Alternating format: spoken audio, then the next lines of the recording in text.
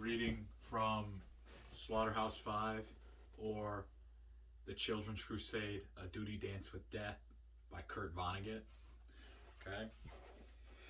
Well, the British colonel set Lazaro's broken arm and mixed plaster for a cast. The German major translated out loud passages from Howard W. Campbell Jr.'s monograph. Campbell had been a fairly well-known playwright at one time. His opening line was this one: America is the wealthiest nation on earth, but its people are mainly poor, and poor Americans are urged to hate themselves. To quote the American humorist Kin Hubbard, ain't no disgrace to be poor, but it might as well be. It is in fact a crime for an American to be poor, even though America is a nation of poor.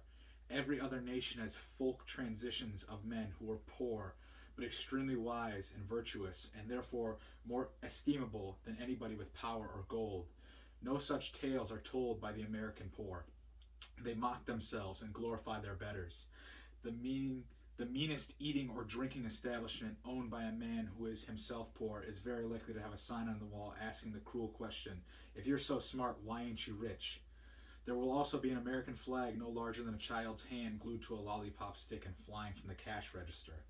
The author of the monograph, a native of Schenectady, New York, who said to have had the highest IQ of all the war criminals who were made to face death by hanging.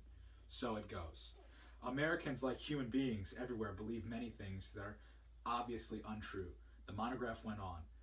Their most destructive untruth, that it is very easy for any American to make money. They will not acknowledge how in fact hard money is to come by, and therefore those who have no money blame themselves. This inward blame has been a treasure for the rich and the powerful, who have had to do less for their poor publicly and privately than any other ruling class since, say, Napoleonic times. Many novelties have come from America. The most startling of these, a thing without precedent, is a mass of undignified poor.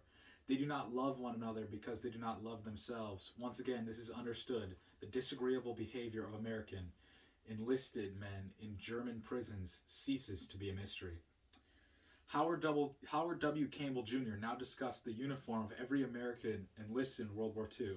Every other army in history, prosperous or not, has attempted to clothe even its lowest soldiers so as to make them impressive to themselves and others as stylish experts in drinking and copulation and looting and sudden death.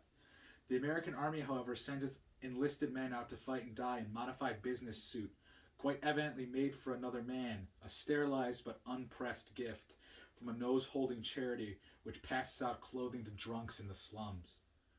When a dashingly clad officer addresses such a frumpishly dressed bum, he scolds him as an officer in any army must. But the officer's content is not, as in other armies, a vernacular theatricality. It is a genuine expression of hatred for the poor, who have no one to blame for their misery but themselves. A prison administrator dealing with captured Americans and enlisted men for the first time should be warned, expect no brotherly love, even between brothers.